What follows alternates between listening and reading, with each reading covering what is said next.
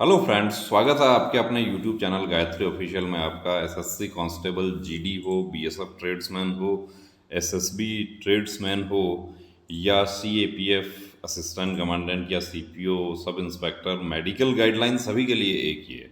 और 30 मई 2021 के बाद में आपको मेडिकल में री मेडिकल के लिए समय नहीं मिलता है, यानी कि मेडिकल आप अनफिट हो जाते हैं तो री मेडिकल आपका वेरी नेक्स्ट डे ही होता है। अब यहाँ बहुत सारे डाउट हमारे पास में आए कि पोस्ट ऑपरेटिव केसेज जो हैं उनका कितना समय होता है। तो देखिए, मेडिकल गाइडलाइन क्या कहती है पोस्ट ऑपरेटिव केसेस के बारे में, ड्यूरेशन फॉर फिटनेस। पहले जब री मेडिकल मिलता था तो उस समय क्या था कि डीएनएस का तो 1 मंथ है, 30 डेज है, यानी कि बॉडी सरफेस स्वेलिंग, यानी आपको कहीं कोई लाइपोमा वगैरह है या पॉलिक्टॉमी वगैरह है, नेजल पॉलिक्टॉमी, टॉन्सिलाइटिस का जो होता है वो सब, वो 1 मंथ पुराना सर्जरी फिट हो जाता था। हाइड्रोसिल भी फिट हो जाता था क्योंकि वो 3 महीने पुराना, 3 महीने का समय मिल जाता था। और टाइम्पनोप्लास्टी यानी कान की सर्जरी जो है वो 4 महीने पुरानी, तो वो जनरली फिट नहीं होती थी। Abdominal pelvic surgeries involving opening of peritoneum, repairs of hernia, varicocele surgeries, surgery of fistula in ano, piles, haemorrhoid, ये सब जो है ये 6 मंथ पुराना सर्जरी जो है वो फिट हो जाता है। तो यदि आपको कोई ऐसा पॉइंट डिटेक्ट होता है, आपको पता है पहले से कि मुझे ये सब प्रॉब्लम है, या पिछली भर्ती में आप इसकी वजह से अनफिट हो गए थे, तो आप पहले से ही अपनी तैयारी रखें। दूसरी बात हम यहाँ पर एक और दिखाते हैं आपको कि बहनें जो है उनके लिए, फीमेल कैंडिडेट्स के लिए, कि female candidate should be examined by female medical अफसर। बहुत सारी बहनों को ये डाउट होता है कि हमारा चेकअप कौन करेगा, तो लेडी मेडिकल अफसर होंगी। However, if 2 or more doctors are there in the medical board, lady medical officer will be member in whose presence medical examination will be carried out of female candidates. In cases of a medical board consisting of 3 specialists, a lady medical officer will be detailed as a co-opted member even if one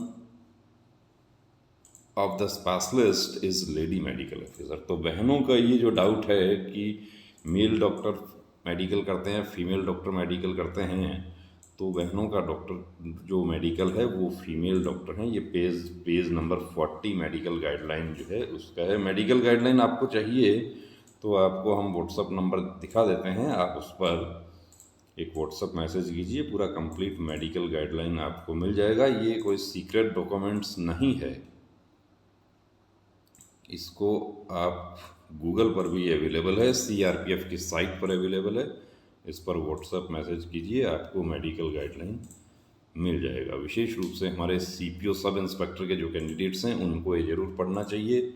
अब एक point यहाँ पर आता है कि investigations कौन से होते हैं। बहुत सारे कैंडिडेट्स हमें पूछते हैं कि सर मैं इतनी दूर आपके पास नहीं आ सकता, मुझे इन्वेस्टिगेशन बता दीजिए। तो इन्वेस्टिगेशन कौन से होते हैं वो इसमें साफ लिखा हुआ है। आपका हीमोग्लोबिन, ये सीबीसी कंप्लीट ब्लड काउंट आपका होगा। कल भी 2 कैंडिडेट हमारे पास में आए थे, तो एक का हीमोग्लोबिन काफ़ी कम था, दूसरे का तो बिल्कुल बॉर्डर पर था, तो वो कवर हो जाएगा। लेकिन जिसका 10 से भी कम जा रहा है वो कवर करने में अभी सीपीओ, सब इंस्पेक्टर के कैंडिडेट हैं, 12 से 16 हीमोग्लोबिन मेल कैंडिडेट्स का होना चाहिए और फीमेल का 10 से 14 होना चाहिए। आईटीबीपी में 9.8 वाली फीमेल कैंडिडेट जो थी वो अनफिट हो गई थी, तो इसका विशेष ध्यान रखना है। बहनों को अपना हीमोग्लोबिन जरूर चेक करवाना है, फीमेल कैंडिडेट्स का कम रहता है जनरली। और कैंडिडेट्स फॉर मोर देन 18, अब 18 से यदि ज़्यादा होता है वो भी अनफिट हो जाएंगे। तो कहीं ऐसा ना हो कि आप हीमोग्लोबिन बढ़ाने वाला डाइट बहुत ज़्यादा खाएं और इंटेक ज़्यादा ले लें और वो बढ़ जाए। और for male below 20, for male and below 10 for female will be considered as disqualified. यानी कि 10-12 से कम यदि आपका रहता है, यानी कि 11.9 भी रहता है, जैसे कि 9.8 फीमेल कैंडिडेट का हमने बताया आपको, तो पहले से आईटीबीपी के सीपीओ, सब इंस्पेक्टर 2019 के काफ़ी कैंडिडेट्स हमारे पास में आए थे, सीआईएसएफ के, जिनको हीमोग्लोबिन का वाकई प्रॉब्लम था और उन्होंने उसको कवर कर लिया।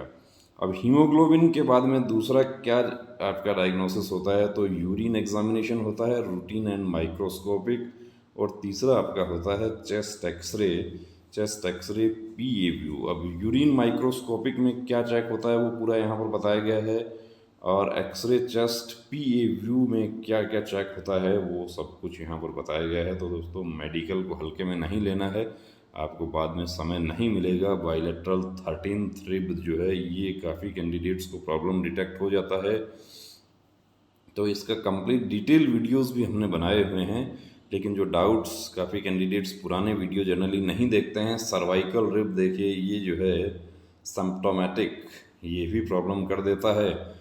तो ब्लटिंग ऑफ कार्डियो एंड और कॉस्टोफेरेनिक एंगल, जो आप लोग कहते हैं कि मेरा बीपी बढ़ गया और उसके बाद मुझे 10 दिन तक वहाँ पे रोक के रखा, तो उसका वजह यही होता है कि आपको कोई ऐसा पॉइंट तो नहीं है कि कल को आप फोर्स में जाके आप फोर्स की जिम्मेदारी बन जाएं। तो दोस्तों आपको भी यदि कोई ऐसा पॉइंट है, कोई डाउट आपको लगता है, तो आप medical checkup, complete pre medical checkup की सुविधा हमारे सेंटर पर अवेलेबल है। आप यहाँ पर आ सकते हैं, उसके लिए आप संपर्क हमें कर सकते हैं। कंप्लीट प्री मेडिकल चेकअप, ये सब जांचें, ईएनटी स्पेशलिस्ट का जो काम होता है वो अलग होता है, आई स्पेशलिस्ट अलग है, जनरल फिजिशियन अलग है, और फिजियोथेरेपिस्ट भी है। यदि ज़रूरत पड़ती है तो फिजियोथेरेपिस्ट की भी सुविधाएं जो है वो उपलब्ध हैं। हाँ, ट्रीटमेंट के लिए आप लोग पूछते हैं, तो ट्रीटमेंट जनरली हमारे पास नहीं होता है। यानी कि जो सर्जरी वगैरह जो होती हैं, किसी का हार्निया डिटेक्ट हो गया तो हम उनको बता देते हैं कि आप इसका सर्जरी करवाइए, क्योंकि उसके लिए आपको फिर फॉलोअप के लिए आपको हमारे पास आना पड़ता है। सर्जरी भी अवेलेबल है, लेकिन वो हम यही बताते हैं कि आप अपने घर के नज़दीक कोई स्पेशलिस्ट जो है उनसे सर्जरी करवाएं तो ज़्यादा बेहतर रहेगा। तो दोस्तों बने रहिए चैनल के साथ, और यदि आपने सब्सक्राइब नहीं किया है तो प्लीज़ सब्सक्राइब करें, लाइक शेयर अपने दोस्तों के साथ में शेयर भी करें, ताकि कोई हमारा साथी लास्ट मोमेंट में मेडिकल में अनफिट होकर उसकी सारी मेहनत ख़राब ना हो जाए। जय हिंद।